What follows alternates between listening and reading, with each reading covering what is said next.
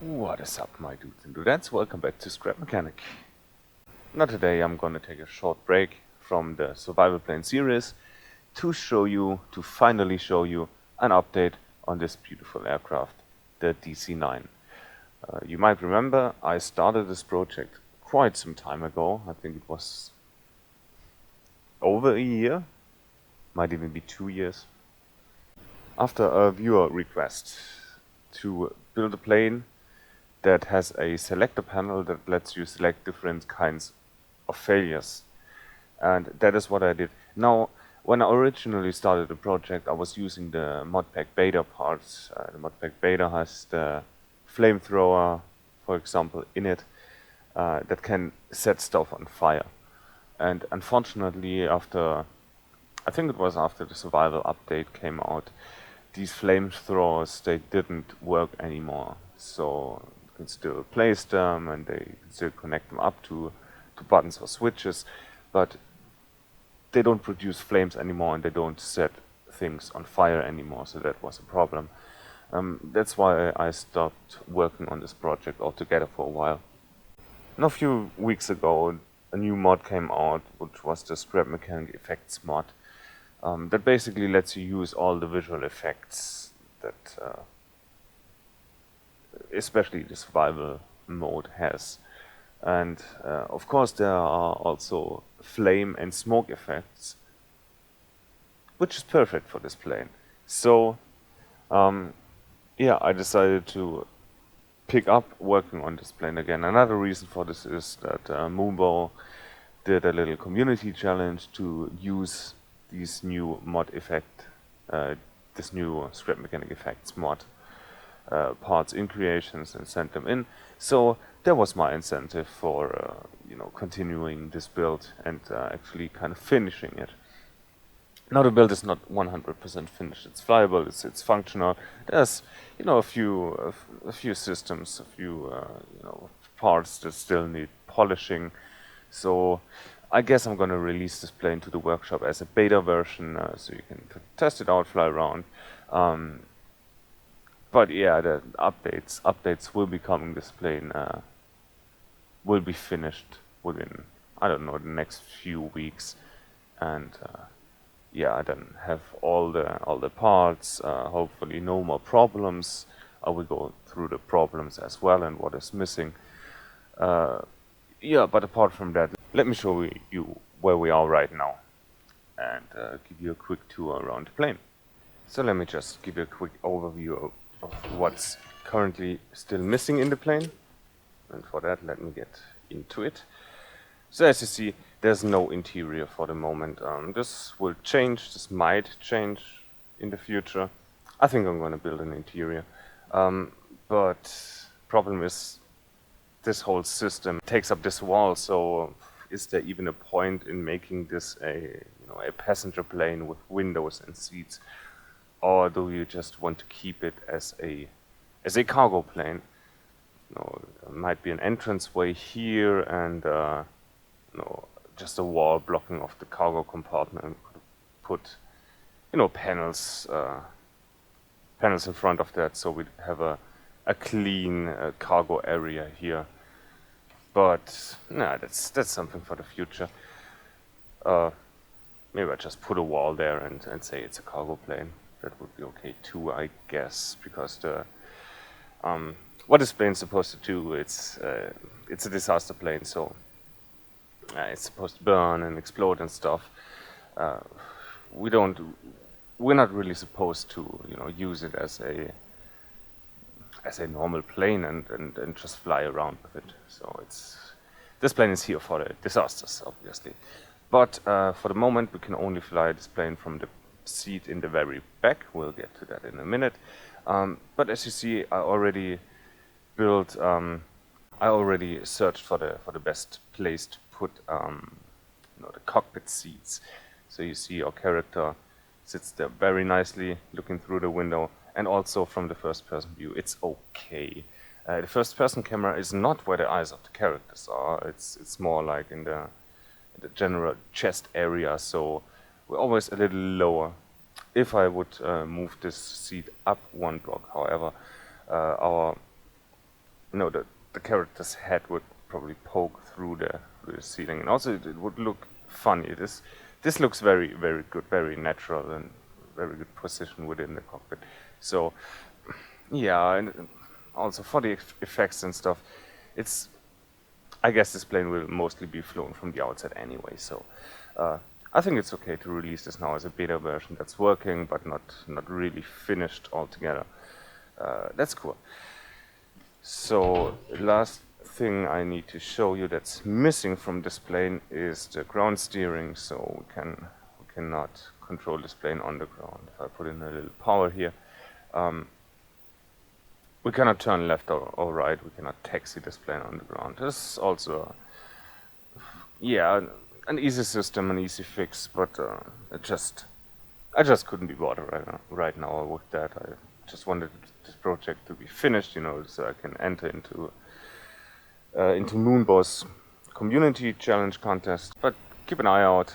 This is all going to happen in the future. Also, one more thing that's problematic at the moment is this part right here. As you see, it would have to be on the lift for you to see it. But this part of the hull of the plane is not attached to the body. It's attached via bearings, these 4 places, and these blocks here are the decoupler blocks. So there's one disaster scenario, there's one failure scenario called the explosive decompression, where just part of the hull just flies off. The pressure within the cabin is released explosively. It's a rapid decompression. But as you know, with free, it's not really free, but parts that are separated by bearings, they jiggle a little bit, and if you have it as tightly fitted in some other structure, like this instance, when we move this plane, when we move the creation, this will collide with the body of the plane. This will cause lag. At the moment, this plane is pretty much lag free. As you see, we're not on the lift, and it's performing decently. I think I get 60 frames. But as soon as this wiggling starts, and the collision happens, and it gets kind of jammed in this hole, that's where the lag starts, and I have to figure out how to solve this better. I tried to replace the bearings with pistons because I thought they were probably a little stronger than the bearings in keeping this part of the plane in place, but until now it also causes lag. So yeah, I will have to find a solution for that, or get rid of the explosive decompression scenario altogether, or just put explosives there and let's just explode part of the hull. I don't know. Let's see what happens. So first up, let's do a short flight without failures and cover the basics, and then we'll get to the main attraction of this plane, all the different failures. So here in the back of the vertical stabilizer you see 2 dials, 2 gauges. The top one being the power level that you set, from 0 to 100%, of course, and the bottom one is the airspeed. It's calibrated to show 0 to 200 blocks per second, so full deflection of the gauge is 200 blocks per second. And the usable airspeed for this plane, it can fly 200 with no problems, but you can overstress the wings and then they will fall off. So it's not a good idea to fly 200 and use full control inputs. It's a better idea to keep the speed between, let's say, 120 and 160 blocks per second. At, let's say, 110, 100 blocks per second or lower, the plane becomes unresponsive and stalls, so keep the airspeed above that value. Don't fly too fast, don't fly too slow. You have a good range of power settings to accommodate every state of flight and keep steady airspeed. Right, so with that in mind, we got 4 buttons and 3 switches. That should be 2 switches. I have to change that. I think number 7 is just a dead switch that, yeah, it's not connected to anything. So yeah, before I upload this plan, I have to clean up stuff like that. But doesn't matter. Doesn't matter if it's there or not. It doesn't take up space that we need for now. All we need is the 4 buttons and the 2 switches. So buttons 1 and 2 are, of course, the power setting.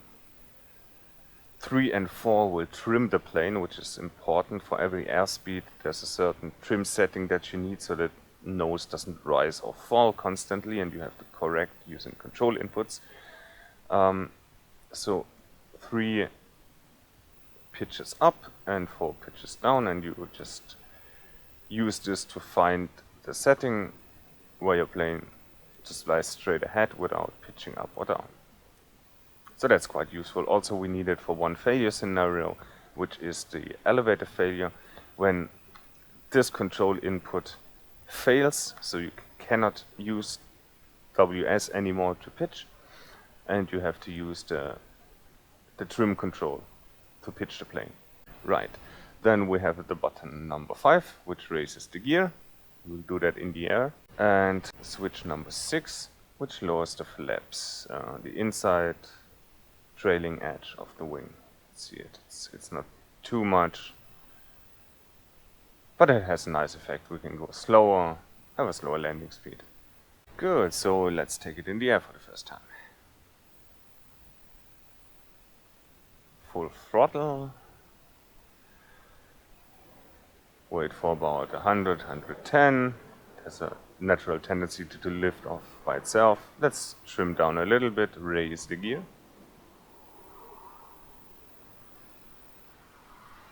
And then we can reduce the thrust a little bit to about 75%. Was that too much of reduction? Always keep an eye on the airspeed. Where we are right now is good. That's good airspeed. And yeah, and you see for now it's lag free. It's basically lag free, not laggy at all. Also, we have the automated rudder in the back, this time not using my own build system, but a PID block, which I'm still learning to use. So it's not perfect, but yeah, it does a good job in keeping the plane straight. And now you see the lag starts, so we are not at 60 frames per second anymore. It's still bearable, but yeah, it gets worse over time. So I definitely have to fix that. Given this is a plane that you are not supposed to fly for a long time, it's probably okay to release it for now in this state, but yeah, on the long run, I should definitely find a solution for that. Now let's lower the gear again and have a look at the animation of the gear. So first the gear covers open. The gear drops and the gear covers close again. We can set the flaps for landing now. And I guess since this airport is crammed into the corner of the map, we will not make this runway here. We're just gonna put it down on the field. Who cares? Approach speed is still good, about 130. This plane also uses the drag reducer block from the Engineer's Toolbox mod. So it glides kinda good. Of course, this big surface, the elevator surface, horizontal stabilizer surface, in combination with the flaps, still produce a lot of drag. So it's not the best glider, but without the drag reducer block, we could cut the power and we just fall like a brick. And with this block, we have no power now, and we can glide to the ground. And of course, airliners are not the best gliders, so yeah, that's kind of realistic how that glides. It's a very steep glide, but it's still a glide that you can pull out of. Alrighty, let's get to the failures. So on the left side of the plane there is this panel, which is the failure select panel. It's off at the moment, so we can just get in the plane and fly it around normally without anything failing. And as soon as we turn it on, this system is armed. For it to trigger, we have to be in the seat and off the ground. So right now we can set everything without any danger of the failure just actually occurring on the ground. It will not occur on the ground.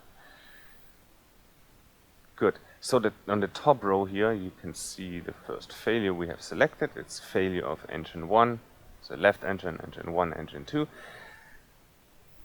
And the time after takeoff the failure is supposed to occur. Now let me cycle through all the modes we have here. We can fail engine 1, 2, or engines, both engines. Then we have the same thing with engine fires, engine 1, engine 2 and both engine on fire.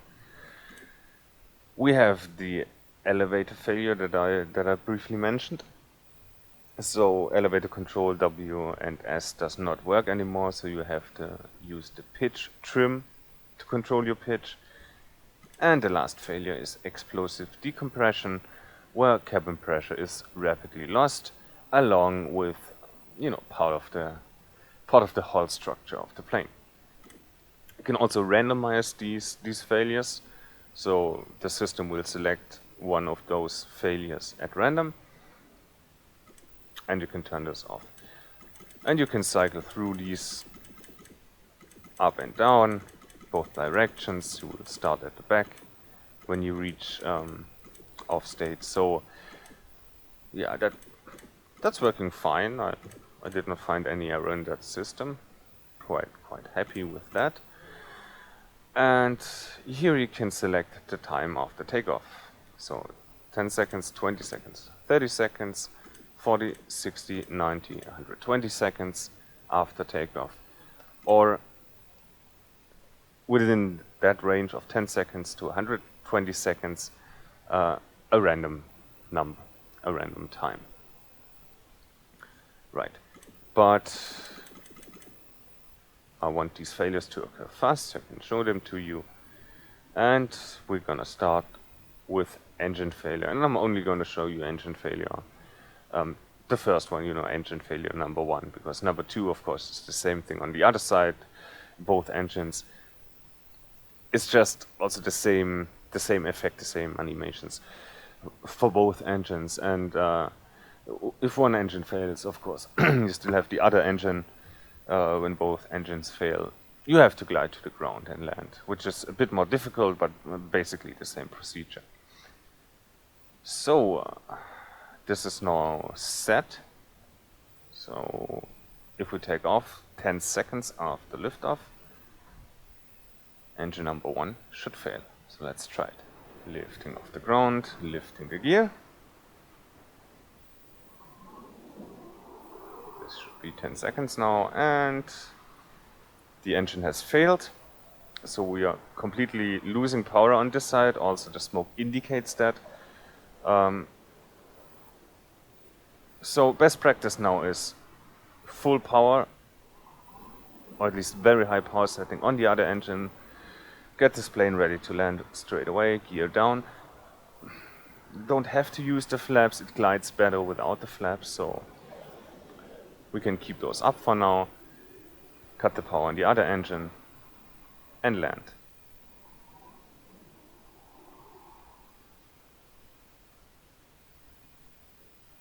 So that was successful. Now, one important thing, maybe the most important thing, is if any of those failures trigger, there is a counter in the back of the plane. I think it's this one.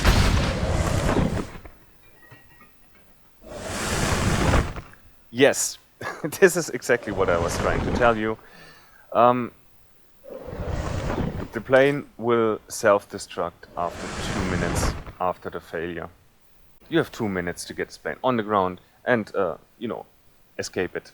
Get out of the seat and run away before you're being blown up. It's easy as that. let me just check the timer. I think it was set to 2 minutes. I changed it frequently. I changed it to 30 seconds at one point to just have the animation faster. But yeah, it's 1 minute now, so I'm gonna change that back to 2 minutes. Let me do that now. Can also go to 3 minutes, which seems a bit excessive for me, so I did not use the third timer now. Oh yeah, we can always change that on the fly. Good. So let's get on to the next failure, which is engine fire. Let's take number 2 now, occurring after 10 seconds. Let's go. Full power and we're rolling. 100. Let's lift off, get the gear up, trim down a bit, and wait. Now there's the smoke starting, already losing power. The fire is starting, so we're getting ready to emergency land.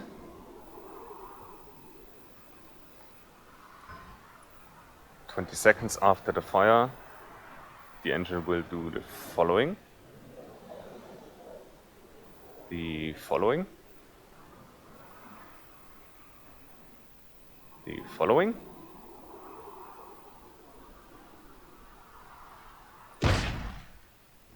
Right.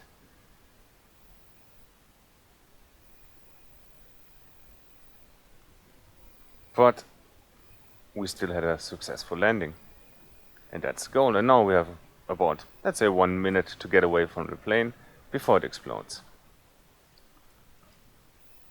But I'm still gonna show you this, of course, from this angle, because it's just beautiful.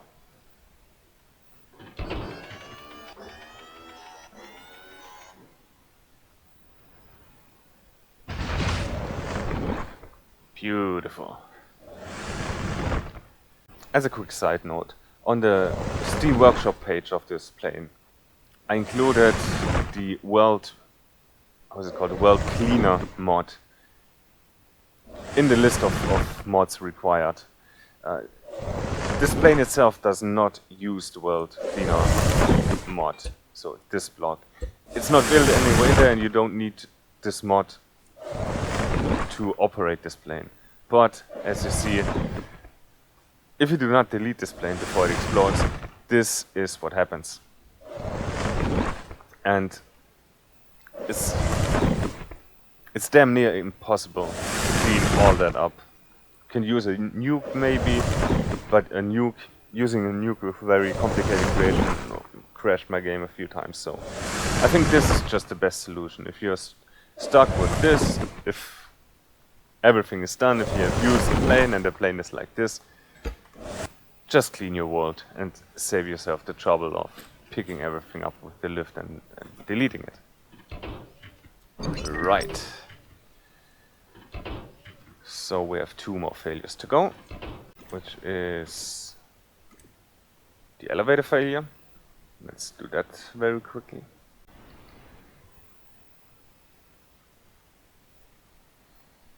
So there we are, lifted off.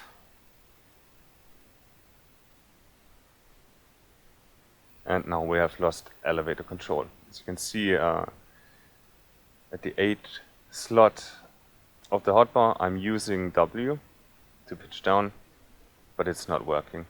So I have to use the trim 3 and 4. Already get the gear down, get this plane ready to land, throttle down.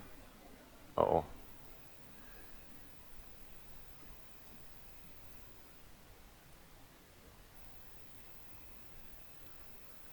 If we're too fast, we can use the flaps.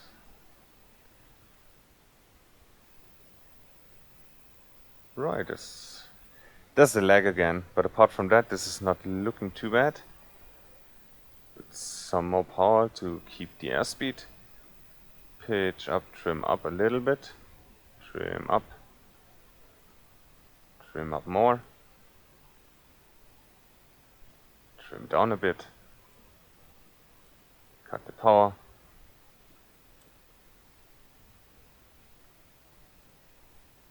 Now come on.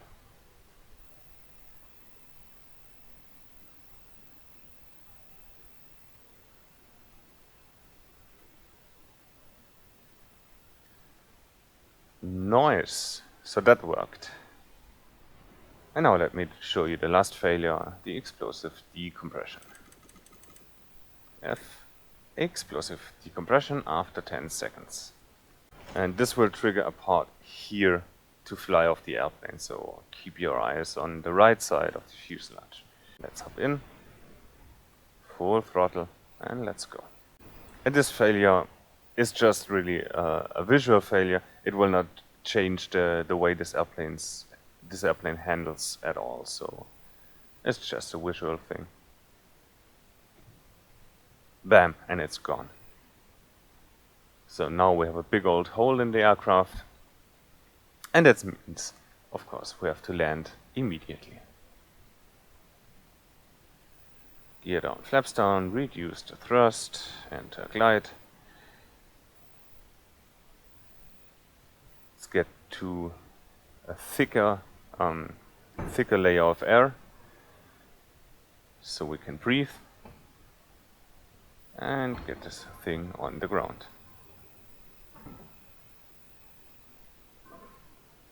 That was not the most beautiful landing, but still, we made it to the ground, and now let's delete this before it explodes. Good. I also put some explosives on the wings, which also need some work, to be honest, so this will also change a little bit in the future.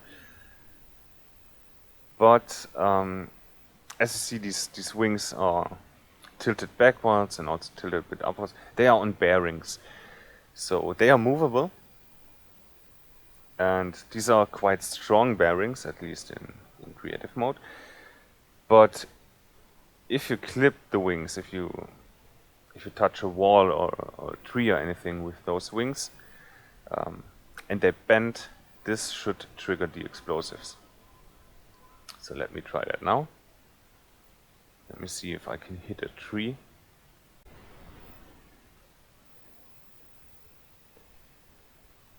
Not the way I wanted it to be. Let's try again.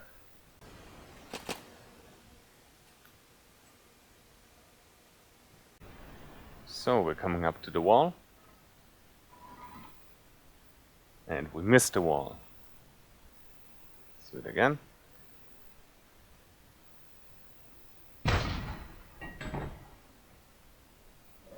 And there we go.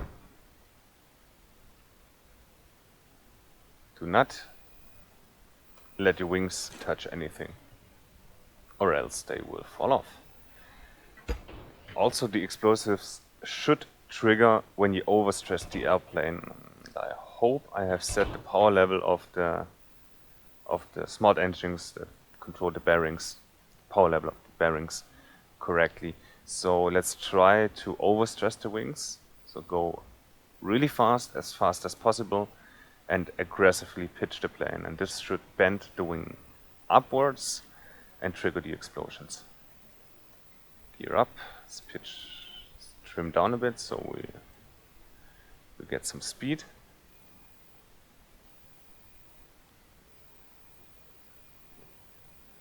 .200 blocks per second. Let's pitch aggressively. Alright, seems like the bearings are still too strong. Oh, so what happened now? Well, I don't care as long as it worked. Beautiful, let's clean up. And that is it for now with this plane. Yep, I forgot to paint this. Yeah, as I said, still needs some work. But for now, I'm quite happy with the way this plane turned out. If you have any suggestions about what other failures we could implement in that plane, I was thinking about like a gear failure or something, but we have to work within the physics of the game. You see, if we fail the gear and we do a belly landing, the plane will not slide across the ground and come to a stop, but stop immediately. And I don't know, I just think it looks funny. It's not like that in real life. This project will be further developed for a while, I guess. But for now, here's what you get. I hope you're having fun flying this thing. The workshop link will be in the description, so you can download this plane. And apart from that, there's nothing else to say. Then, of course, if you made it until this point, if you enjoyed the video, give it a like, subscribe to my channel, check out my workshop, all that YouTube stuff, you know what to do. So, thank you very much for watching, and I'll see you next time. Bye bye.